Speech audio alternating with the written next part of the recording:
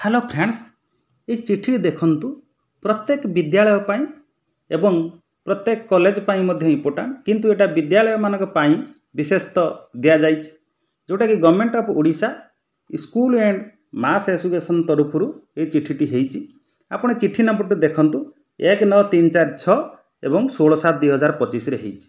आपण बालेश्वर रो जो घटना घटिगला एवं प्रत्येक विद्यालय रे विभिन्न हॉस्टल मानकरे केजीवीपी रे बा जेकोसी हॉस्टल आपनकर अछि एलिमेंटरी सेकेंडरी सब हॉस्टल जो असुविधा होउछि झियो छुआ मानकर सेतिपाई सरकार विभिन्न प्रकार पदक्षेप ग्रहण करुचंती। तन्मध्यरु आपण देखंतु जो आपनकर सब पदक्षेप भितरे रहिछि आपनकर बर्नाली ट्रेनिंग जोटा कि जेंडर इक्विटी सब विभिन्न प्रकार व्यवस्था रहिछि तांकर सेफ्टी पाई हेल्पलाइन नंबर पथ जारी हेइछि। किंतु एठी आउ तीनोटी नुआ कथा कुआ जाउछि। आपण देखंतु चिठीटी हेइछि प्रत्येक डीओ कम डीपीसी मानकु चिठीटी करा जाइछि। या द्वारा सब्जेक्ट अछि ensuring safety of women employees. मु आपण मानकु एई जो इंग्लिश चिठीटी अछि मु तार ओडिया रे आपण कहि दउछि। देखंतु जो महिला मानक पाई विद्यालय रे महिला कर्मचारी ओ शिक्षार्थी को सुरक्षा पाई जो गाइडलाइन ए चिठीटी जो महिला शिक्षार्थी अछंती सेमानकर सुरक्षा पाई ए चिठीटी विशेषतः गुरुत्व दिया जाइछि। सेमाने कोन करिवे ना प्रथमे सेमाने किबळी सेफ्टी रहिबे भलरे पढिबे ए जो एक्ट 2013 रे थिला ताकू से गुरुत्व दिया कि कहितंती। एवं सेही भितरे आपण देखंतु ए जो विद्यालय रे महिला कर्मचारी जे माने रहिचंती एम्प्लॉइज आ जो माने स्टूडेंट रहिले शिक्षार्थी सेमाने के सठिक भाबे तांकर आभ्यंतरण अभियोग कमिटी आईसीसी गठन करा जिवो सेटा से निर्देश दैचंती। आईसीसी आभ्यंतरण जोटा कि अभियोग कमिटी गठन करा जिवो।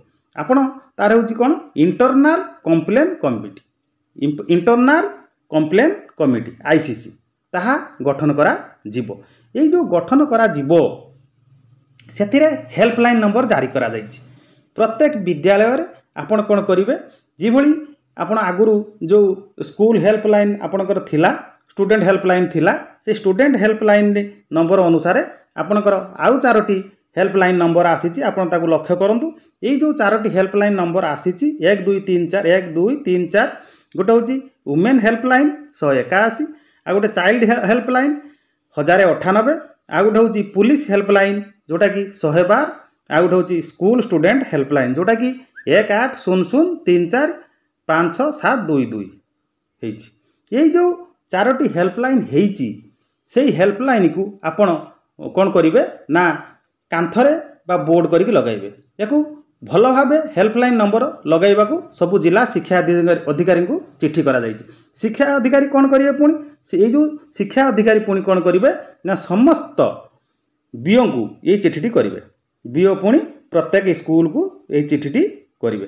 तेणु आपण माने ता पूर्वरु सजग हो जांतु। एई जो चिट्ठी अनुसार आपण माने एई हेल्पलाइन नंबर को आपण माने कांथरे आपण लिखिबे वुमेन चाइल्ड पुलिस एवं स्कूल स्टूडेंट हेल्पलाइन ए चारोटी नंबर लिखिबे। ए लेखला द्वारा आपण को डिजाइन भी लिखिबे। देखंतु आपण सब मेमो हेइछि ए मेमो अनुसार ता डिजाइन मध्ये दे विद्यालय गणशिक्षा विभाग ओडिशा सरकार तरफरु आपणकर यहा जारी करा जाइछि। आपतकालीन परिस्थिति रे संपर्क करंतु एभली करिकि एभली लिखिबे। लिखिकी आपण एटी 181 1098 112 आपण करी स्टूडेंट हेल्पलाइन लिखिदेवे।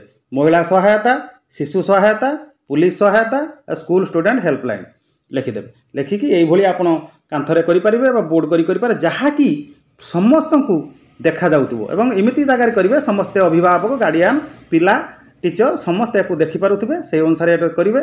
आपण माने एह चिठीटी को भल भाव बुझी नियंतु एवं से अनुसार विद्यालय कार्यकारी करंतु। एही जो बालेश्वर रे जो घटना घटिला बा प्रत्येक विद्यालय रे जिमिति सब प्रॉब्लम होउची ताको दूर करिया पई गोटे शांति श्रृंखला रे गोटे सेफ्टी एनवायरनमेंट गठन करिया पई बा सेफ्टी एनवायरनमेंट रे विद्यालय चलिया पई एही सरकार एही सिचुएशन बा एही सिचुएशन को लक्ष्य रखिकी किमिति भल सिचुएशन हबो भल परिस्थिति हबो विद्यालय मानकरे वुमेन माने छात्र माने छात्री माने समस्त भलरे पढ़िबे सेतिपाई एही योजना करा जाइचंती ए चिठीटी करिचंती। तेणु आपण माने याकू देखंतु। जय जगन्नाथ।